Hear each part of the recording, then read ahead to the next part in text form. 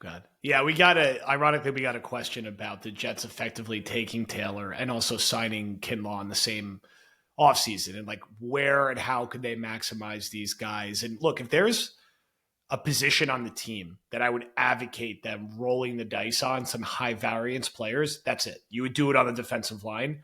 You trust Saleh and Ulbrich and White Cotton with a defensive front seven to get the absolute most out of every single player there. So, a guy like Taylor for a UDFA, and he's the name, of course, that everyone's gravitating towards. He's the most highest ranked prospect, most to offer from a talent perspective, and is also coming in at a time where there's reps to be filled in a post JFM era. So, like, there's going to be an opportunity there. And for him and Kinlaw, I mean, if Saleh gets something, I mean, Kinlaw is going to have a bigger opportunity. This defense, should again be very, very good to great.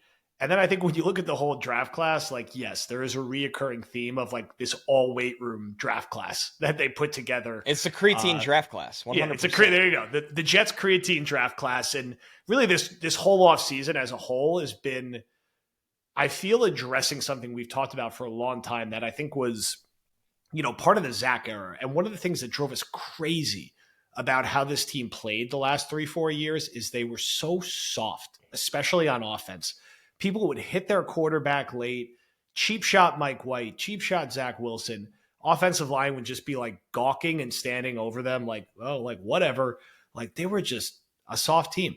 And, and you like, I don't want to put that on the defense because the defense has been really good, but the defense also had some moments where you'd be surprised at how much teams were just running the ball down their throat and like talking shit in their face. And like, you could, I mean, I'm not, Deion Dawkins sounded like an idiot when he was talking about the Jets, but like there is like some of that sentiment out there. And it feels like this offseason, I mean, that is not going to be an issue with Morgan Moses, Tyron Smith, John Simpson up front, and getting a guy like Allen and getting a guy like Corley to go with Brees. Like it's just a different type of character that they seem that they went after. And they should have a little more, MFer and a little more physicality now in that offense, which they badly, badly needed. And look, not having Rodgers took some of that away. You saw Rodgers add a little bit of that toughness and swagger, even in that little bit in the preseason.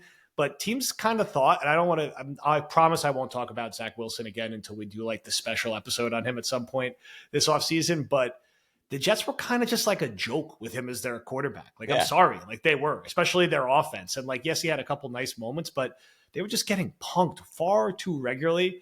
And I think that's over now. The last tidbit I'll say before we jump over to the pod, in hearing you talk about Fashanu, it just, and I was a freshman in college when the Jets drafted D'Brickashaw Ferguson, and it truly does sound like a one-to-one comparison. And I don't ever like to read too much into the YouTube comment section because it's a dangerous place. But we got a comment last night that was to the effect, and I've seen this in a couple other places, and it's usually from someone who is 25 or younger, I'll say, that if Fashanu is D'Brickashaw Ferguson, that's a disappointment, which is that person never watched D'Brickashaw play. Objectively insane to be one of the best pass protectors in the NFL for a decade plus and never miss time, especially now in an era where passing is more important, would be an absolute home run for the Jets, even if he is not a 17-game starter until 2025. So I'll leave it at that. Why don't you leave it with some reminders of what kind of player Brick was and why Fashanu could be a guy like that? Here's the thing. What I loved about this pick is that I don't think the Jets really in the Douglas era drafted or invested in a tackle that's just really, feathery feet, glides out there, super explosive into his set, just moving in a way where you're like, man, a dude that's like 6'6", 315, 320 pounds should not be moving like that. That was Brick, right? It was very graceful, the way he could pass protect. You could just beat the man off the ball. You don't have to overset wide because I have the arm length and the speed if you try to go out wide. And you're not going to be able to cross my face and counter inside because I have the lateral agility. So, and then obviously the other, most important part is just the way they carried themselves, is that they are everything you want in an offensive lineman, where you're almost, I can't think of one memorable DeBerkshire Ferguson quote. As great of a Jet as he was for how long, and he never was on, it was never hurt. There's not a time All business. All business all the time. It was like, go out there, nobody's going to beat me, and on to the next game. And that's how Fashanu kind of carries himself, honestly. It's just all business, on to the next game. And those are the guys where when you have some questions, right? Because with Fashanu, I do think his run blocking is getting better and isn't perfect. Well, you kind of believe eventually it's going to catch up, because why shouldn't you? He has all the athletic and physical gifts in the world. He has an incredible pros mindset. He's in a room with Tyron Smith and Morgan Moses. Like, this is on a platter for him to be a great franchise tackle. And I don't have one question in me that does he want it? I know he does. So what else am I missing? Like, physically gifted, mentally prepared. The tape is the tape. Nobody could beat this guy in college. Honestly, nobody could beat this guy in college. To put it in perspective, the right tackle on Penn State, Caden Wallace, who the Patriots took in the top 75, he really should have been a left tackle in college, a lot of people thought, and he just had no shot because Fashanu, that was his left side. Like, that dude had no shot. I think the Patriots don't have a left tackle right now, so I wonder if they took Caden Wallace to be their left tackle without him even having played left tackle, but he just wasn't good enough to beat out Fashanu.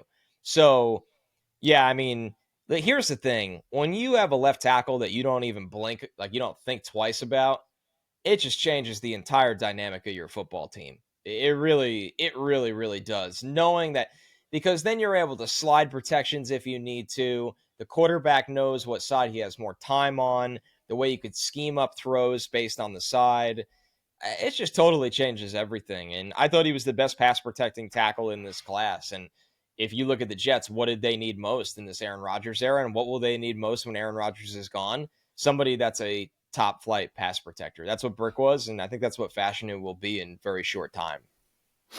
Yeah. Look, I think you described it well. And we talked about it in terms of eating your vegetables. And if he's that good of a player, it's even better than eating your vegetables. And it's, again, I think as more time has passed, you have the right level of excitement around this pick that there should be. So that's going to wrap War Room. We're going to jump over to the podcast. Before we do, I'm going to pop the glasses on and I'm going to read our 2 giveaway winners for our lovely pitchers going out from Matt. We got a Breece Hall one. We got an Aaron Rodgers one. He sent them over. I have them up in my office here. They're covered bit right now. They're incredible. So these are being picked. I put all the names in the randomizer. So we got Tyler Ferraro and we got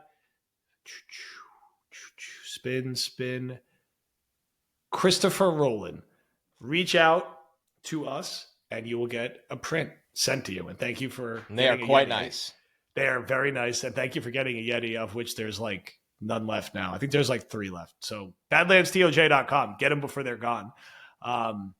So reach out and we will get those through for you. That's it. Thank you, CR. Over to the pod. All right. Underdog. We are fired up to have released our biggest best ball draft yet. $25 entry, 12 players. Best way to get ready for Best Ball Mania, which is now live and has like a $1.5 million prize. So you should participate in that, which is $25, but you should practice by participating in the Badlands version. Now, I'm in it. Connor's in it. Few spots are already filled up. We'll link it in the description of the episode. Sign up for Underdog Fantasy. Use promo code Badlands. Get your deposit match. It's the season now. You know where everyone was drafted. Get in there. Get the reps pre-best ball. Get ready for some of the higher lowers we'll be doing this season that will also certainly involve rookies. CR, are you ready to compete again? We've gotten some smaller tournaments out. We mixed in some baseball, but now it's time for our biggest NFL tournament yet. Yeah, it's time to run with the big dogs. This is what it's all about. All the rookies got their landing spots. Everybody's ready for fantasy football again. And no better way to do it than a best ball format. I can't wait to get everybody in this league and get it rolling. That's sign up with Underdog using Badlands deposit match.